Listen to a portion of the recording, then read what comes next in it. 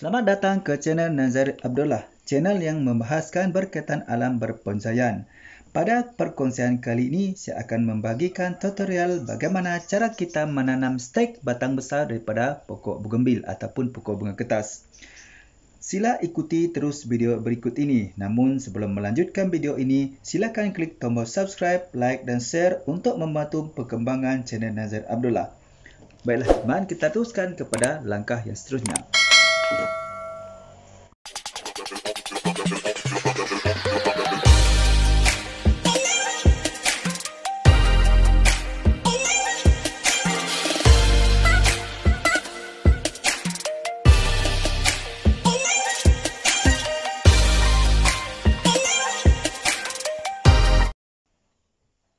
Perkara pertama sekali teman-teman, apabila anda ingin menjadikan bahan stek daripada pokok bougainville yang besar-besar ataupun tua macam ini teman, pastikan pokok bougainville itu diambil daripada induk yang subur, segar dan sehat ya. Dan jika boleh teman, pastikan pokok tersebut adalah sejenis pokok bougainville yang mempunyai ranting yang banyak, daun yang masih kecil dan mempunyai bunga yang masih kecil. Contohnya teman ialah seperti pokok bougainville Singapura ataupun pokok bougainville Parigata. Itu adalah beberapa contoh pokok bougainville yang sangat sesuai untuk kita jadikan sebagai bahan bonsai. Pada perkongsian kali ini teman-teman, saya akan kongsikan kepada anda bagaimana cara kita memerawat atau memperlakukan batang stek daripada pokok bougainville yang besar-besar macam ini untuk kita jadikan stek sebagai bahan bonsai kita. Okey, yang pertama sekali teman-teman ya, kita perhatikan daripada ciri tadi teman, pastikan jika bisa teman, pastikan stek tersebut mempunyai lian lekuk macam ini teman. Sudah boleh lekuk-lekuk ya. Macam ni teman, ingat macam ni sekiranya bisa, boleh ya, terdapat boleh. Boleh juga jika anda mendapatkan batang stek yang lurus saja, tidak ada masalah. Kebiasaannya teman-teman, kita akan mendapatkan batang stek bougainville yang sebesar begini apabila kita melakukan pemotongan ya, pemotongan pada pokok batang bougainville kita yang sudah beragak besar ya. Mungkin dalam bentuk keadaan yang tidak sesuai, jadi kita melakukan pemotongan ya, pemotongan batang. Ini adalah batang ya teman. Okey, lepas tu teman, langkah yang seterusnya yang kita perlu lakukan ialah kita akan cuci dulu teman sekiranya terdapat jamur ataupun kulat-kulat ya, ataupun lumut yang tumbuh kepada bahagian batang pokok ni. Jadi kita cuci dulu teman. Okey, kita cuci dulu. Mengapa kita perlu mencuci teman? Ini adalah bertujuan untuk membuka ruang-ruang pori-pori yang terdapat pada kulit bougainville ini, agar nanti apabila sudah bersih, ruang pori-pori ini akan terbuka semua dan ini memudahkan keluarnya tunas-tunas baru ya teman, dan akan menambah cabang-cabang baru menjadi banyak, dan seterusnya nanti ranting-ranting akan menjadi banyak dan bunga insya-Allah, dan daun juga akan menjadi rimbun dan lebat dan disusuli oleh bunga seterusnya. Okey, sekarang kita cuci dulu ya.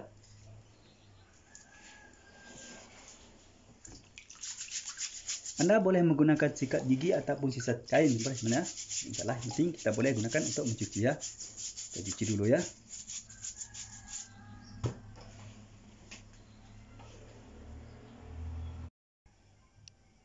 Baiklah sahabat ya, apabila kita sudah selesai melakukan pembersihan ya, kita bersih semua bahagian batang pokok ni, stek pokok ini. Kemudian kita lakukan langkah seterusnya. Ingat tadi teman, mengapa kita perlu mencuci hingga bersih ya? Ini adalah untuk membuka ruang pori-pori yang ada pada kulit pokok bougainville kita ini supaya mendapat menerima pancaran cahaya matahari teman ya, dan dapat membantu tumbuh tunas-tunas baru nanti. Okey, insya-Allah teman ya. Tapi ingat kita pastikan cuci sehingga bersih ya. Okey, kemudian teman, apa kita perlu lakukan? Kita pruning sedikit teman, kita pangkas sedikit. Okey, sedikit ya. Kita pangkas sedikit. Okey, boleh begitu ya. Kita pangkas sedikit, kita tinggal sedikit tak jadi masalah. Okey, kemudian teman, apa yang kita perlu lakukan ya? Sekarang kita akan melakukan penyayatan teman. Kita akan sayat bahagian bawah ini ya. Kita akan sayat bahagian pangkal ni. Kita akan sayat bahagian ni ya. Kita akan sayat. Okey, sebelah menggunakan kapak ataupun parang ya teman. Apa-apa saja benda yang penting anda boleh gunakan untuk menyayat ya. Okey, begitu ya. Kita sayat sini ya teman. Kenapa kita perlu menyayat teman? Ini adalah bertujuan untuk membantu pertumbuhan akar nanti, memperbanyakkan pertumbuhan akar nanti. Ini kita sayat macam ni teman.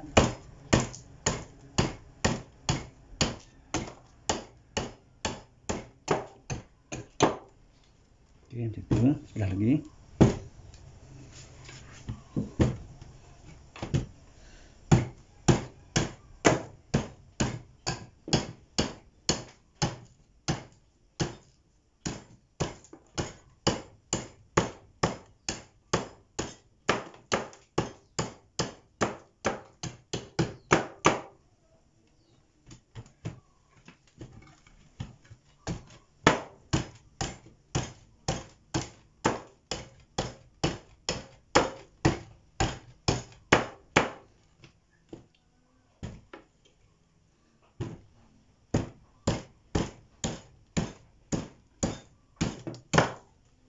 Oke, kita buat macam ni ya teman ya.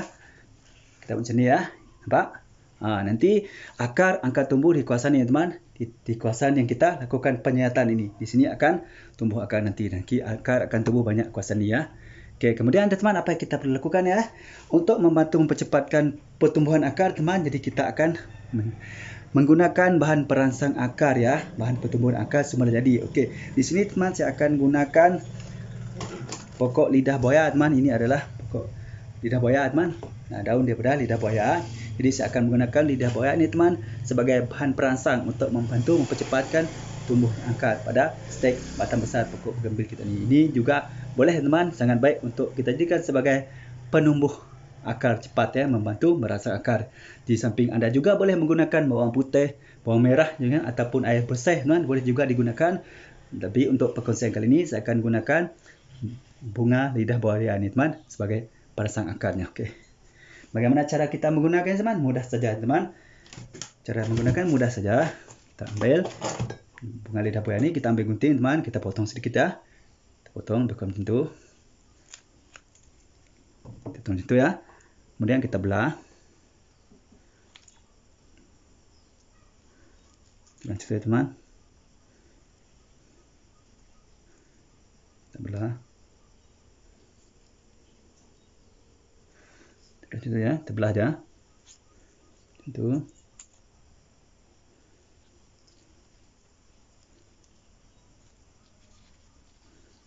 Okey, lepas tu teman apa kita perlu lakukan ialah kita belah macam ni ya. Kemudian kita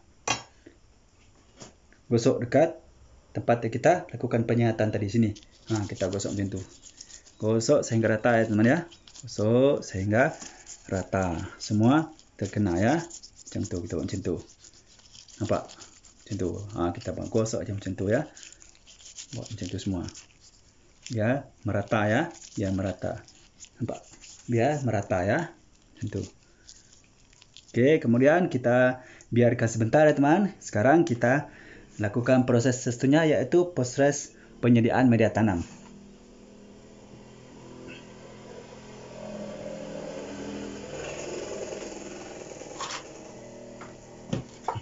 Okey, sekarang kita menyediakan media tanam ya teman ya.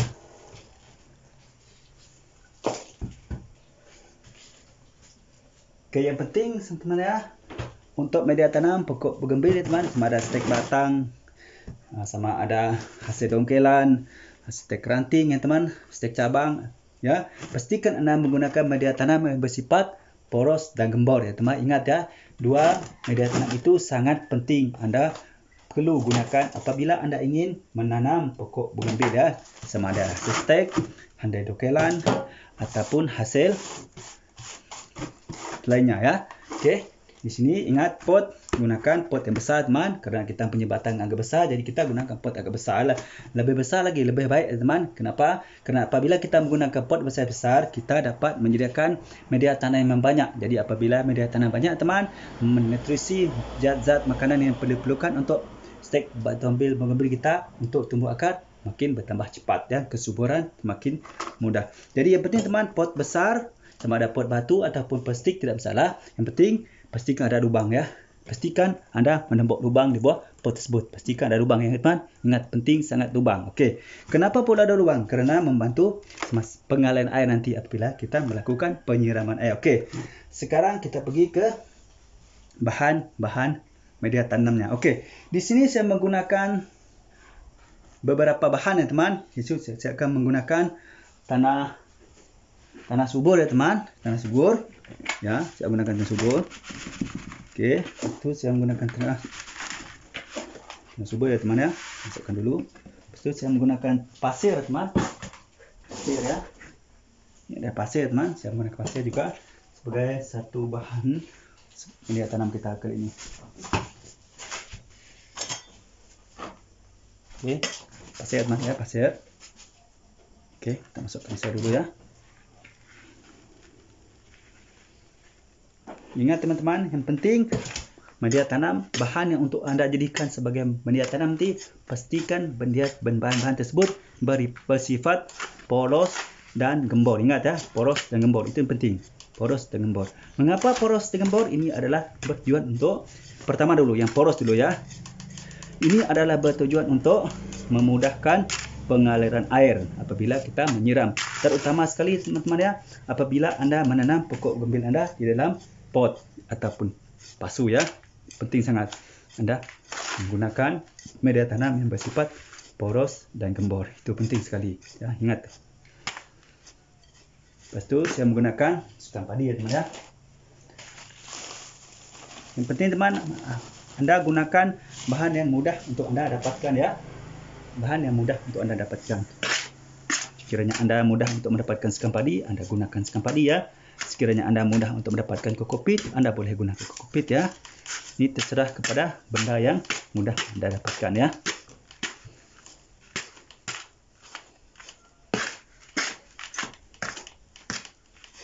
Untuk penanam permulaan teman, anda tidak perlu menggunakan kompos ya, ataupun anda tidak perlu menggunakan pupuk kandang ya teman-teman ya. Kerana masih permulaan lagi teman, sebab pupuk kandang tu bersifat asam ya. Teman, tidak sesuai, bersifat panas, jadi tidak sesuai. Kerana bahan stek kita ini masih belum mempunyai akar lagi. Jadi paling sesuai sekarang teman, anda menggunakan media tanam seperti pasir kasar, sekam padi ya, ataupun kokopit, tanah subur. Tanah subur ini teman ya, anda boleh dapatkan di bawah tanah pohon bambu ataupun pohon pisang ya teman ya. Anda boleh dapatkan tanah subur di sana ya. Tegau dulu ya teman ya.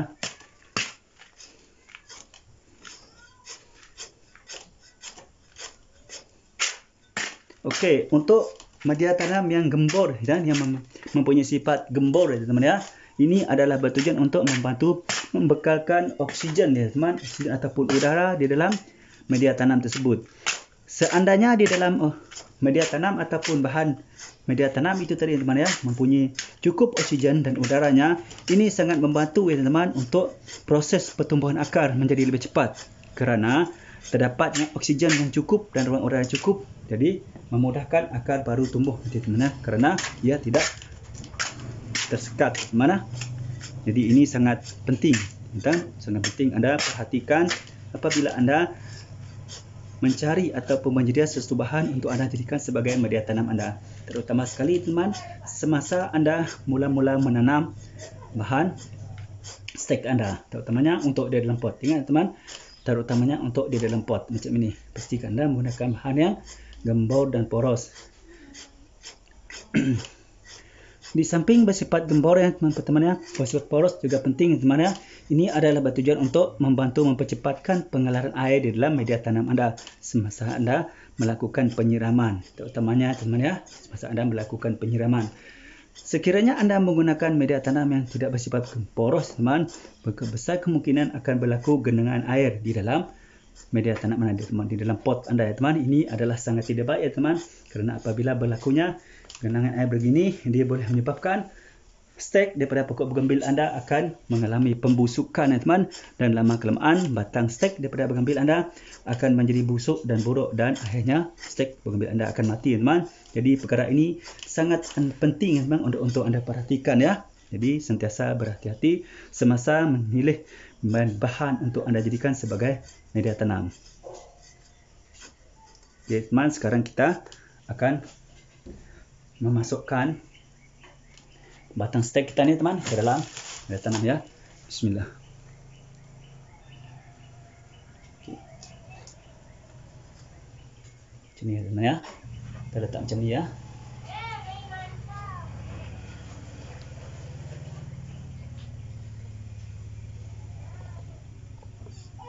Okey, kita sentuh.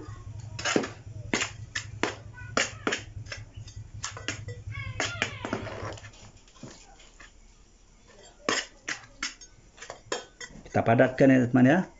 Kenapa kita perlu memadatkan teman? Ini adalah untuk mengelak bahan stek kita ini daripada bergoyang ya. Itu adalah tujuan utama mengapa kita perlu melakukan pemadatan. Ya, padat ya teman ya. Kita tambah lagi.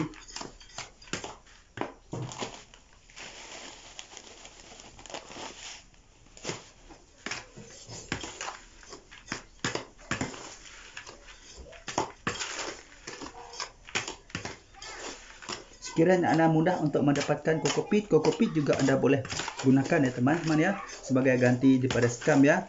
Dan sekiranya anda mudah untuk mendapatkan pasir malang juga boleh digunakan teman ya semasa penanaman pertama ini. Boleh juga anda gunakan pasir malang ya.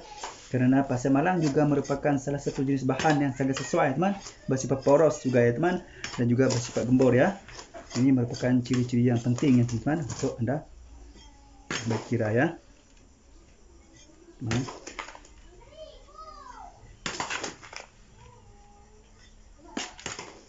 Kita masukkan media tanam.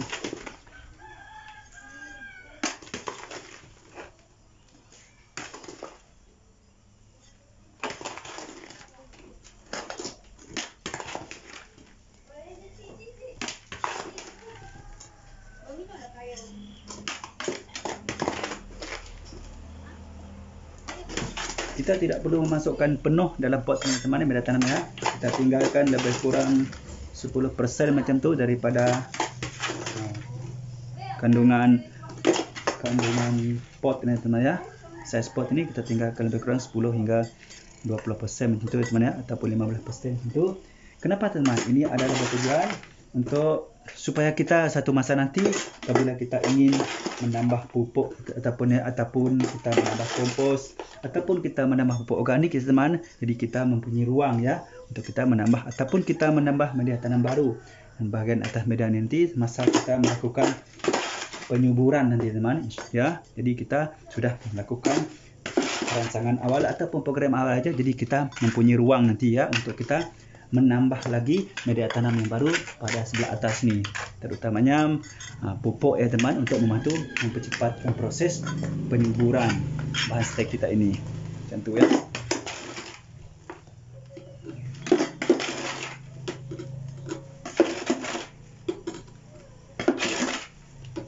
Teman, kita buat macam tu ya. Masuk ke semua. Okey, kemudian teman, apa yang kita perlu lakukan ya teman? Kita akan melakukan penyiraman ya teman. Kita siram. Ingat teman, kita siram media tanam ini basah 100% ya, kerana media tanam kita ini tadi teman media yang kering ya, terlampau kering teman. Jadi kita siram 100% basah. Jadi ingat teman, jika boleh ya usahakan untuk menggunakan air hujan ataupun air sumur ya, kerana air itu bersih teman, bebas daripada kandungan klorin. Okey, bismillah. Siram ya teman.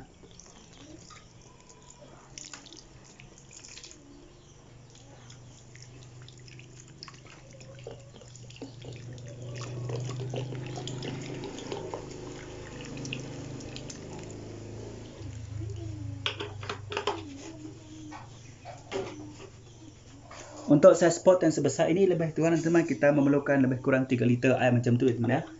Ataupun 4 liter macam tu, lebih kurang macam tu kita memerlukan air untuk kita memastikan media tanam kita basah 100% ya.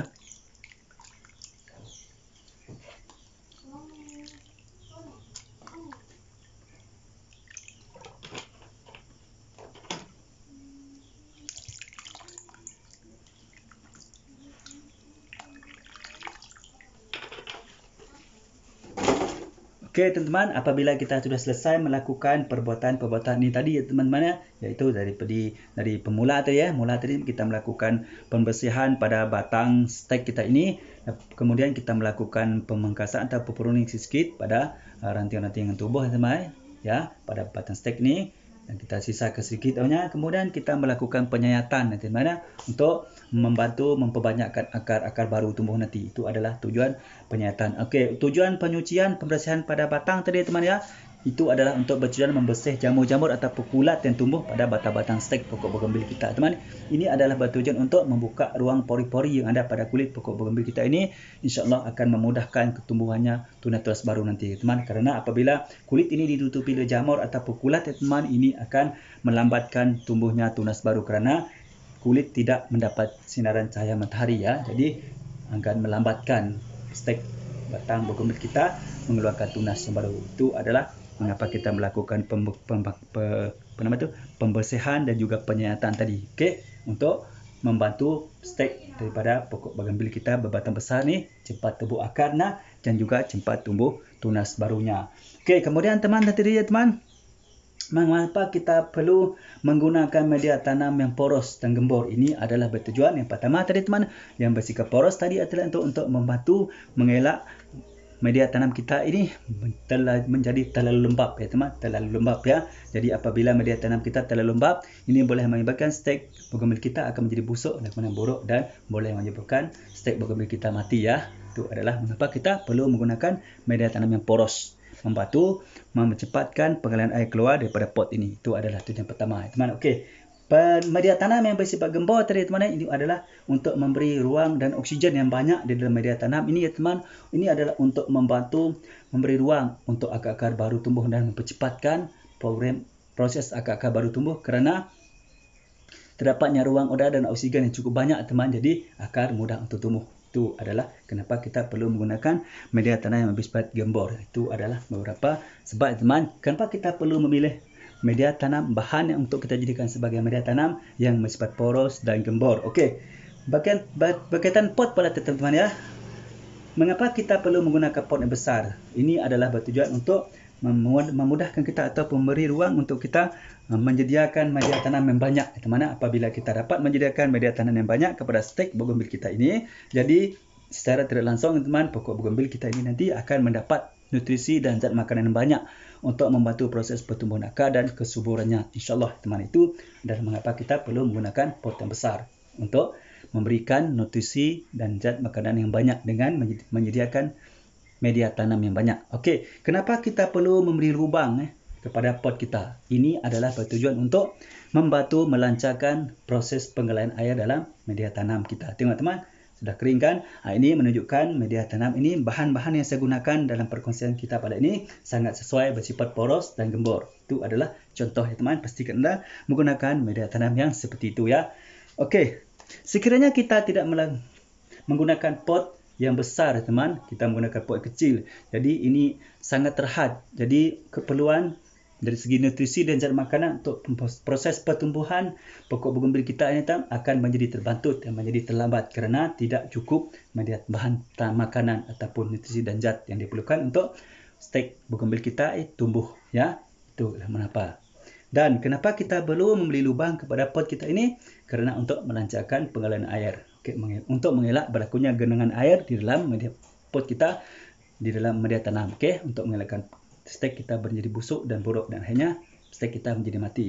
Dan apabila anda sudah mengikuti semua tadi teman, langkah-langkah dan perkara-perkara ataupun hal-hal yang saya kongsikan kepada anda tadi teman, langkah yang terakhir teman yang perlu anda lakukan ialah anda letakkan stek daripada batang besar pokok bougainville ini teman di tempat yang teduh daripada cahaya matahari dulu ya. Jangan sampai terkena pancaran sinaran matahari secara langsung dulu. Ini adalah untuk mengelakkan stres pada pokok stek bougainville kita ni kerana ini adalah stek teman, masih belum lagi mempunyai akar. Jadi tidak sesuai untuk kena sinaran matahari secara langsung. Jadi letakkan di tempat yang teduh dulu, tetapi masih terkena cahaya para matahari juga, tapi tidak langsung teduh. Jangan di dalam bilik mandi ya, jangan teman, jangan di dalam bangunan, jangan letak di tepi, di bawah pokok ataupun di tepi bangunan ya. Yang penting jangan terkena sinaran cahaya matahari langsung. Okey, lepas tu teman-teman ya, anda boleh meletakkan di depan tembok teduh sehingga keluarnya tunas-tunas baru teman-teman. Apabila sudah mendapati keluarnya tunas-tunas baru, mungkin dalam masa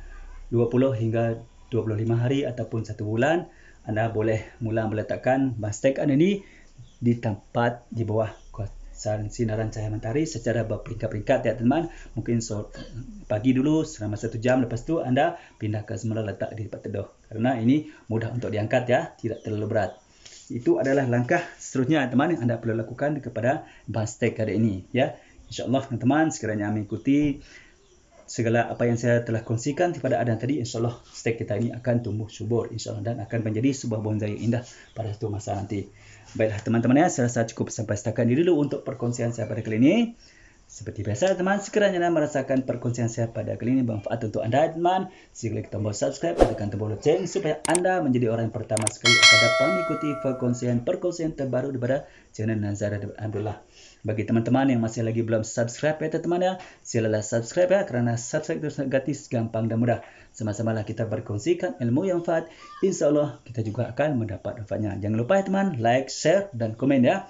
Pastikan anda mengikuti segala langkah-langkah step-step yang saya akan kongsikan kepada anda sebentar nanti. InsyaAllah teman, anda akan mendapat keputusan yang maksimalnya. Maksudnya InsyaAllah anda akan mendapatkan stek bougainville batang besar, anda akan tumbuh subur ya. Subur, banyak serabangnya, lebat bunganya dan insyaAllah bunganya akan cantik. Baiklah teman, seperti biasa teman-teman, sebelum saya mengakhiri perkongsian saya pada kali ini, marilah kita sama-sama berselawat kepada kekasih kita Muhammad sallallahu alaihi wasallam. Mudah-mudahan kita akan mendapat syafaatnya dari dunia sampai jum. Kita sama-sama berselawat. Bismillahirrahmanirrahim.